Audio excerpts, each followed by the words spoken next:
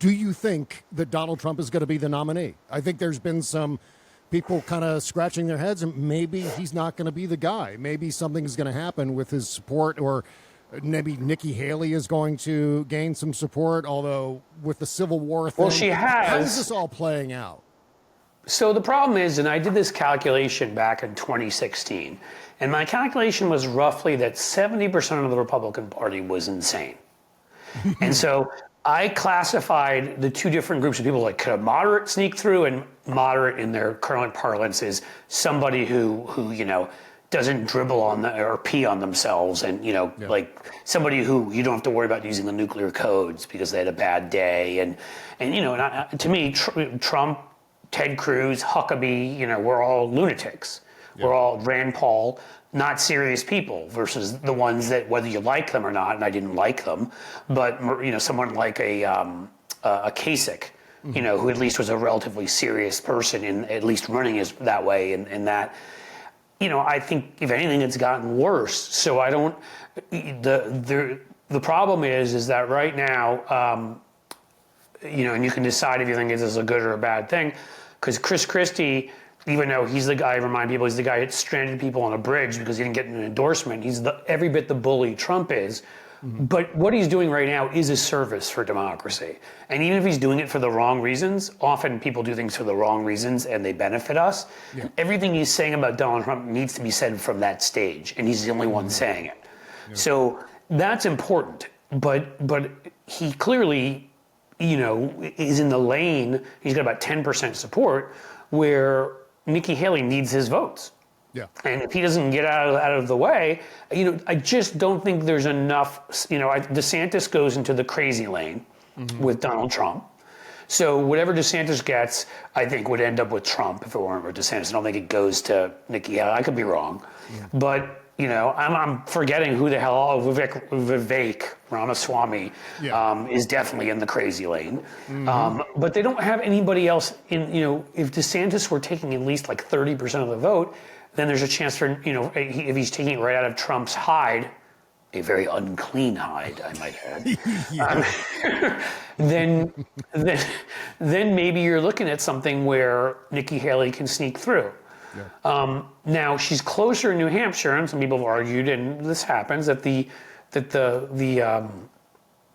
momentum from a win in a state like New Hampshire, where independents can vote too, which is helpful, but we've seen this movie before.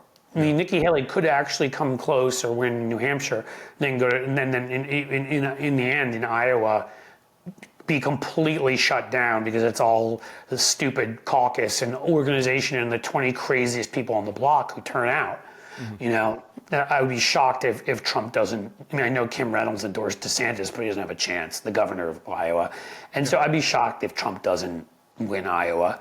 Then you go to South Carolina, so Nikki Haley, having been the governor, has a great chance. But, remember what Trump did to Marco Rubio in Florida and Kasich in Ohio, and I don't, can she hold on? She may not be able to hold on even there. So, because South Carolina is only Republican voters, so it's only the base, it's only the craziest mofos.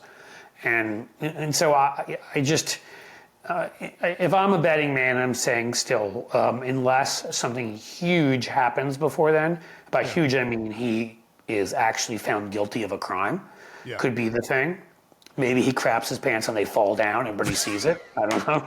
I love that example. That'd be great if that actually happened. But here's a question for you, though. I don't want to talk about that stuff anymore, but none enough people understand that politics is psychological warfare, and that we wish it was post-Enlightenment like the founders meant, and we just made logical decisions based on positions, and some of us do actually look at things like that, but so much of it's based on emotion, and so much of Republican these days is based on, the old sort of fasces, right? Of the stick and the, which is what fascism comes from, that anything that makes Trump look weak would hurt him more. Like, I think more than a prison sentence, what would hurt him more is this poop story. And I'm being serious. Like, I'm not trying to get back into that.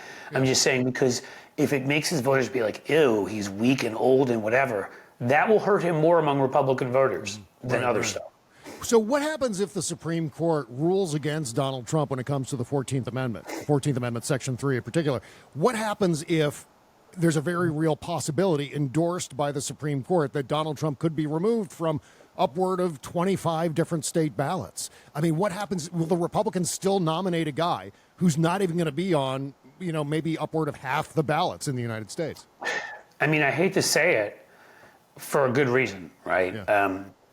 Like they could.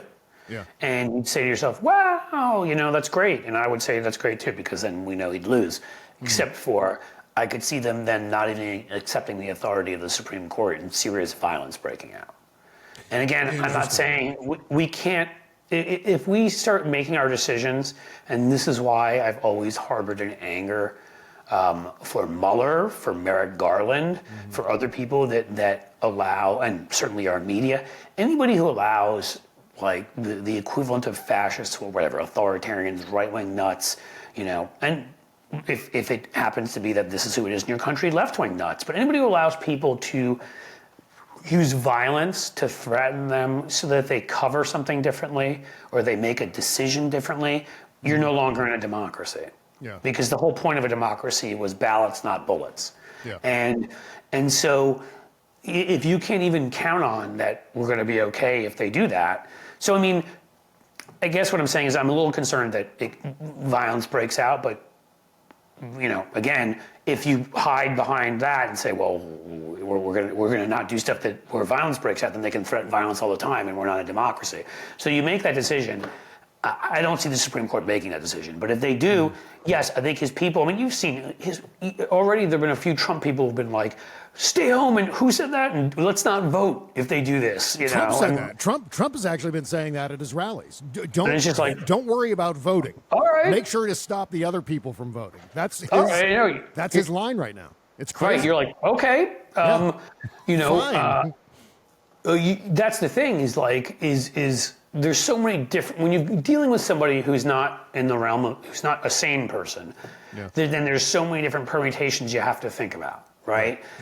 Because even people that are big pains in the ass, who we can't stand, whose political positions are horrible, make at least semi-logical decisions that are in their own interest.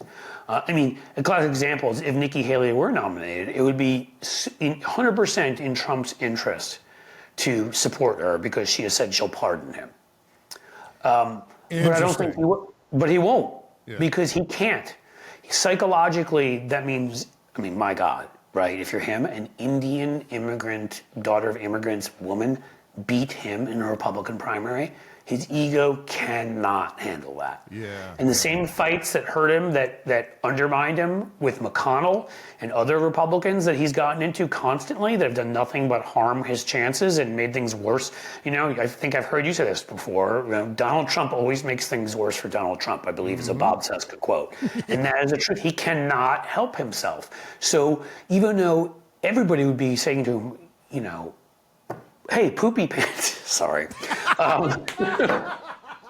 See, I think that's got to be a thing. I think calling Donald Trump poopy pants between now and election day, I promise you, not a bad idea. You do that constantly, you will weaken him among his supporters. And it's just funny. It makes me laugh. So